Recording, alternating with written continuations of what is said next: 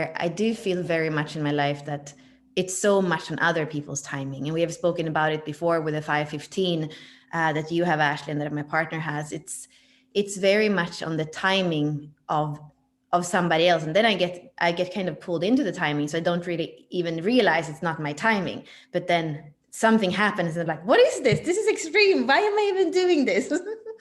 And it's very weird. It's very funny, but on my phone, like I felt this morning. So yeah, my car was towed, and then in France, I had a scheduled pickup of my whole storage of 500 downships for my import-export company that is still open there. It was going to be picked up because the woman who worked with me, she's going to have a baby tomorrow morning, and she already has contractions, and then they're moving to Bretagne. So I had to have them picked up. So that was also like trying to figure out at the same time.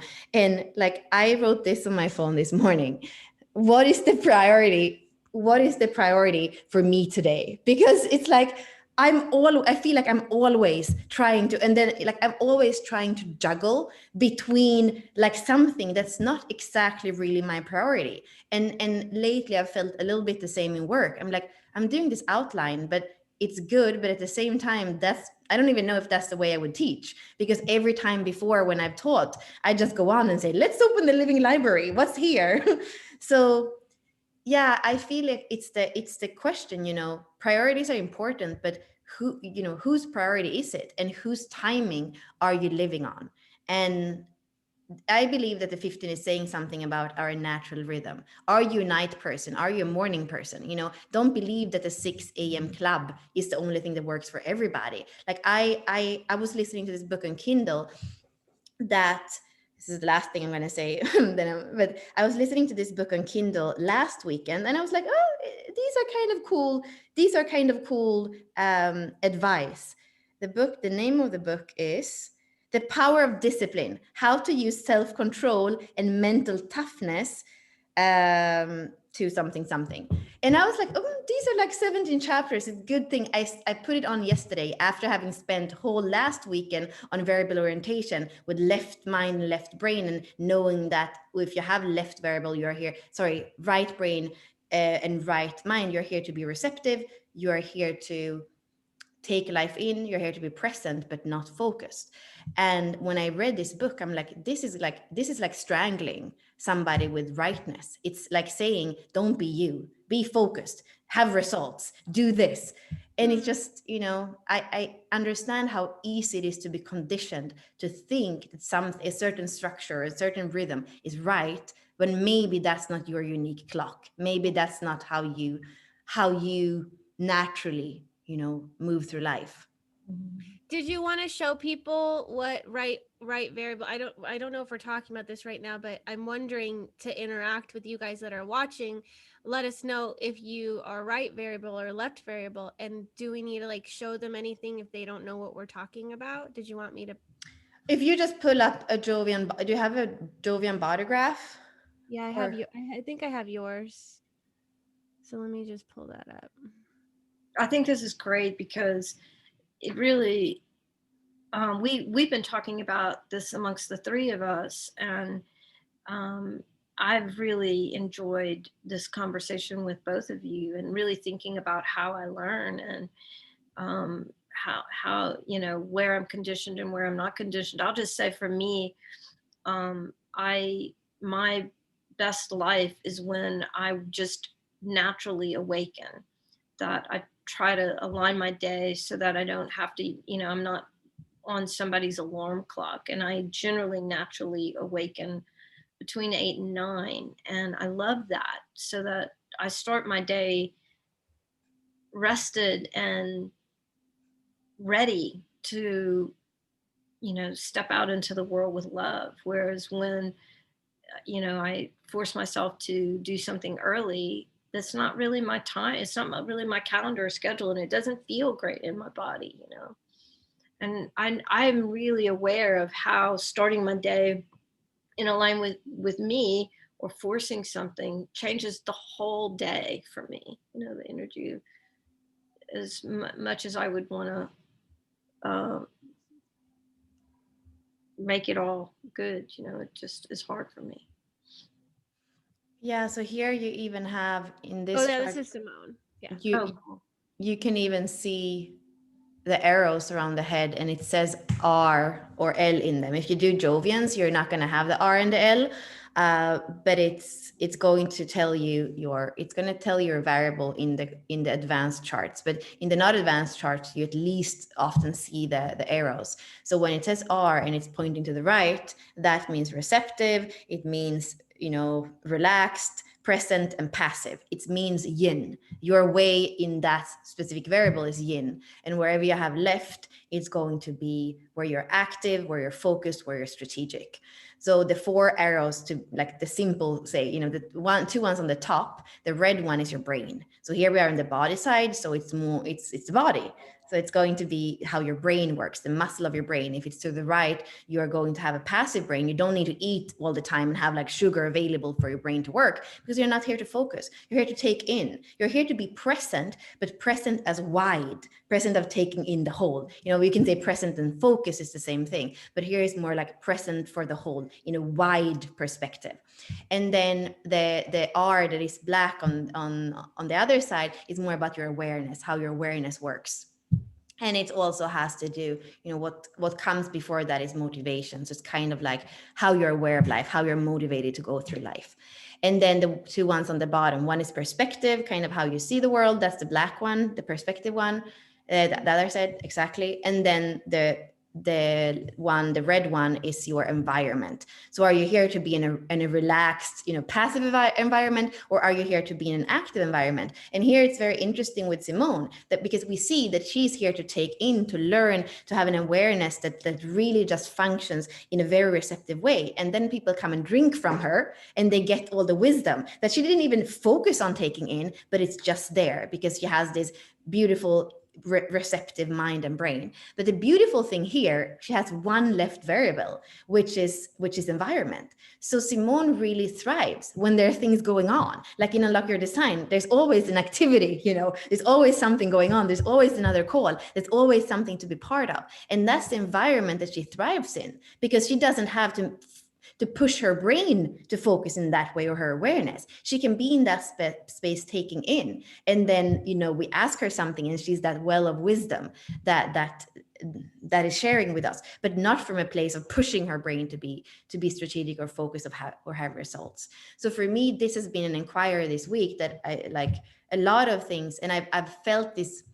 What we speak about in physical disease is a healing crisis or a spike. And I've been looking at that also being in, even if it's in everything, like when something is not good for you and you kind of reverse it, you're going to have to feel everything that you did to your body or your heart or your emotions that wasn't good for it. So I have realized this, and I'm feeling that the healing crisis, that spike that's coming up, is all the times that I pushed for a deadline, that I've pushed for some result that somebody else wanted me to have. And you can see in this graph, Simone has an open ego center. I also have an open ego center. So that is too, we're proving that we can do something, so that people are going to approve of us, or so that people are going to be happy, or so to show that we are it's so crazy. The world likes us to show that we are capable, focused person that can have results. Like that's what the world, the left world is valuing. So of course, when you have an open ego, you're going to feel that pressure,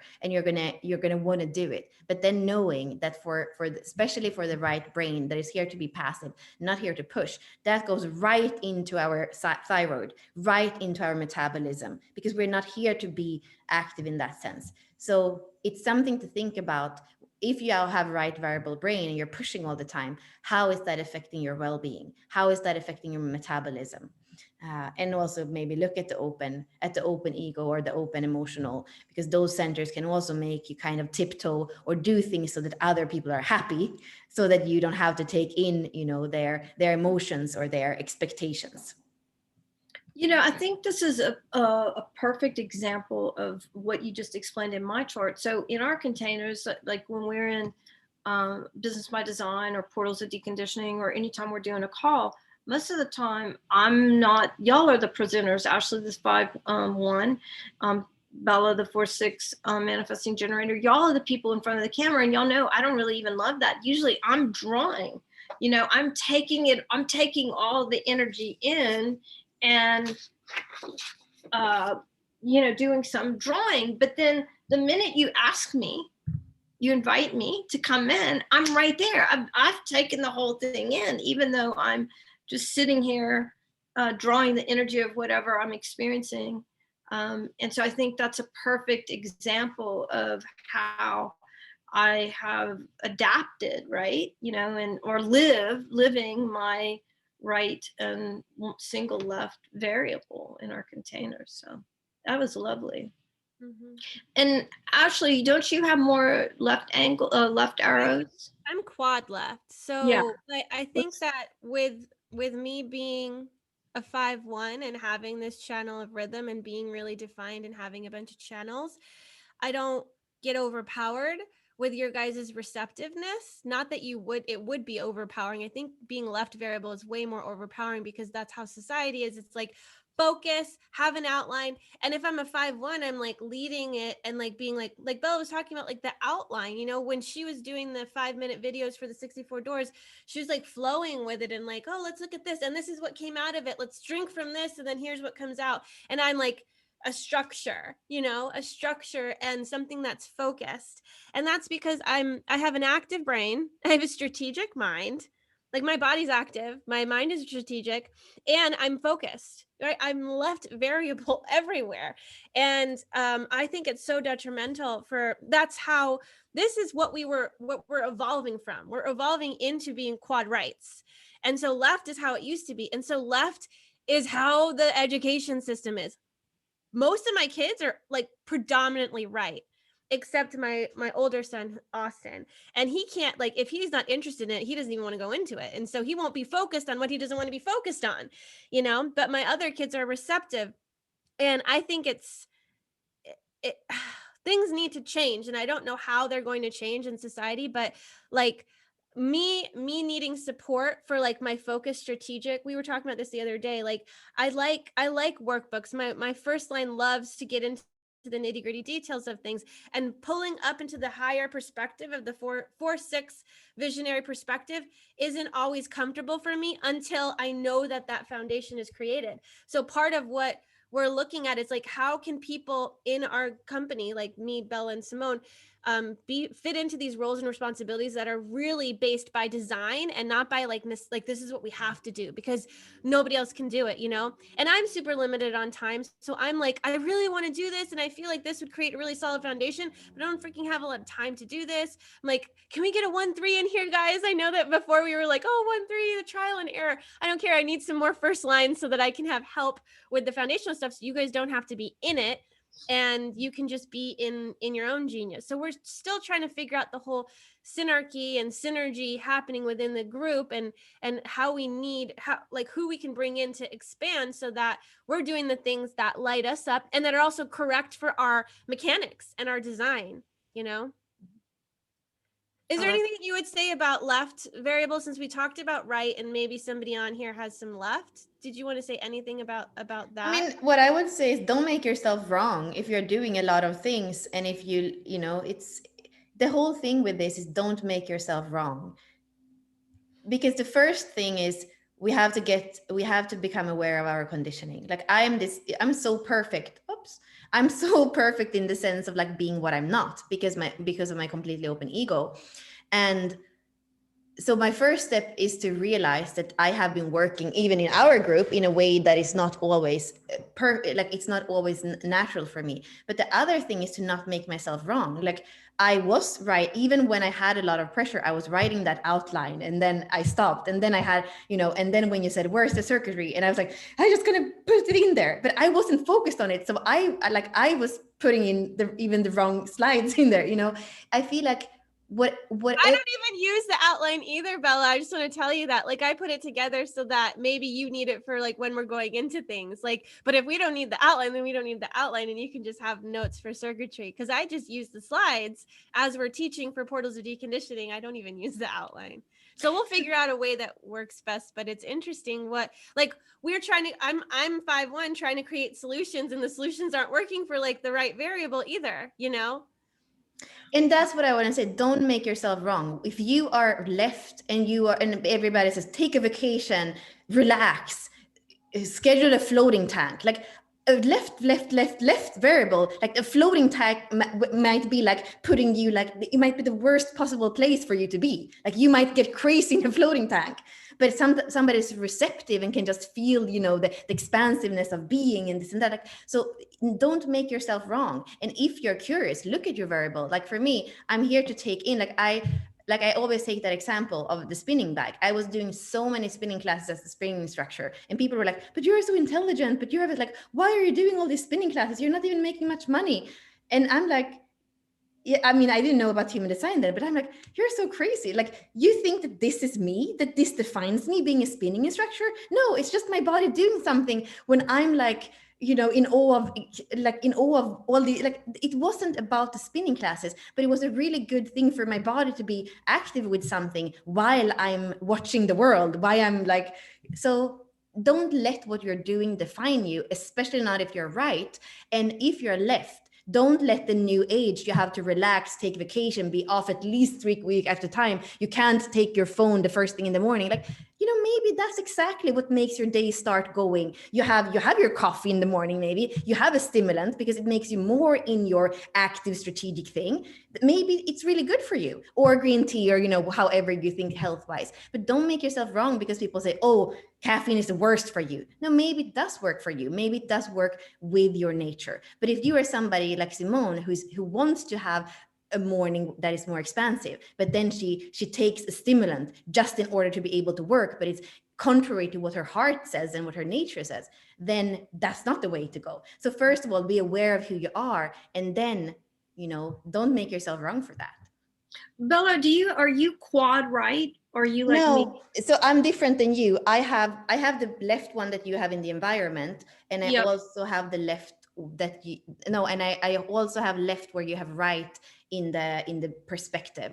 So it's, for me, like, what I see, so my environment and my body are supposed, things are supposed to happen, and you are going to see me active in there, and you're going to be like, oh, that defines her. But it doesn't. That's the important thing. Whatever my body do, whatever is in my environment, it has nothing to do with the quality of my awareness. It's nothing to do with the way that I even take in the information. So it's not, in one way, what I feel, it's not tiring for me to be in an environment that's very busy, because I'm not trying to focus and learn and take in every detail. What comes in, what sticks. But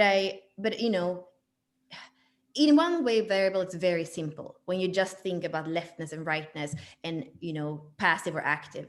But there is, when we look at all four together, there's going to be, of course, 16 different possibilities, because you have 4 variables and they can point left or right. There's 16 different variables. So it is interesting to go in, like, what is the difference exactly between me and Simone? The fact that my perspective is left, we could go into that. We could also go in to see, there are 6 tones. So when you have tones that are 1, 2, 3, you're active. When you're tones that are 3, 4, 5, 6, you're passive. But there's also a nuance, or like a difference, in having tone 4 than having tone 6. So you can go down in a rabbit hole with this. But what I've been looking at this weekend are those, like, simple things. And especially what struck me was the brain.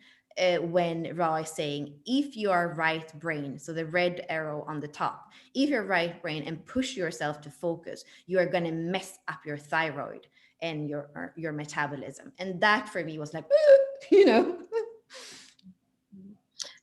was so interesting this week when you were sharing, as you were reading and finding out things, and you talked about how that pushing to focus created challenges with the thyroid. And immediately I had this vision of myself, and it was at a particular part of my career.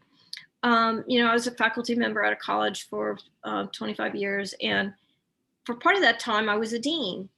And when I was a dean, I had programs that were not in my area of study. I was over a whole hangar. I was over avionics, aviation, and like really technical things, and culinary and early childhood education. And suddenly I had to learn these 3 program areas so that I could lead them, right? And I remember I would be showering, and I have a lot of hair. I have a lot of hair. And my hair was just falling out in, handfuls. I'd be almost afraid to brush my hair, and my eyebrows got really, really, really thin. And I was like, I was saying to my hairstylist, I was like, why is all my hair falling out? What am I doing? I'm healthy, like I just, and when you said it, Bella, when you were messaging us the other day, I was like, that's why my hair fell out when I was a dean, because I had to focus so hard, and I had to learn so much so quickly. And and then, I didn't put two and two together, but when I went back to my faculty position, my hair just, yeah, and this is the thing, the body never lies, the body never ever lies. And this is why, we can say it now, we're doing the second season of the Living the Body with Teresa, where we're going to go into the Chinese medicine and to the wisdom of the body, and connecting it also to the I Ching, to the natural cycles of Gaia, and the natural cycles of who we are. There's so much wisdom there. And what I feel like when we start to see this, like if we continue to push, when we know that our thyroid, our whole metabolism is going to be wrong, it's our responsibility. And that's where I feel like raising the awareness of these things, then it's up to everybody. But at least I feel calm, because I'm speaking about the things where I've knocked my head against the wall so many times. And now it's up to me. I can continue to go to bed super late and drink coffee and this and that, or I can take responsibility and say, I'm in a team. I want us to be successful. I want you to feel supported by me. And at the same time, I care about my priorities and my health as well, I think that's one thing I love about our team. Even when we struggle, like we're like, this isn't working. We speak to each other and we listen, and then we come to solutions. We allow each other to live our design and the truth of our souls. So. And there is a paradox. This is the thing too. I have to say this. There is a paradox, and this is why it's overwhelming in the beginning with human design. Like I have the 31, I have the 16, I have the 62. These are all the logical throat gates. So there is something in the way that I express that is really precise, that is really logical. So sometimes it's hard to because it's a focus in the logical. So it's there are layers, it's not, there are layers, and it's about doing, like Rob was saying, you have to start doing the experiment to see what works, what doesn't work. It's not a theory that you're going to see on the map exactly what works. There are going to be parts of you, that seem paradoxical, but how can you really come into you and, walk through life and try things out, and then you'll find it. But it's not a map that is giving you completely the manual of what's right for you. Right. And if we were doing a scientific experiment, we would isolate one thing, we pull one thing off, and then we'd layer something, and do that, and then layer something on. But we're living our lives, so it is so multidimensional. It's like, you have the awareness, but it's in the context of all these. We're not replicating. There's no control variable. It's not like, oh, this is we can't like split test anything. You can't split yourself apart.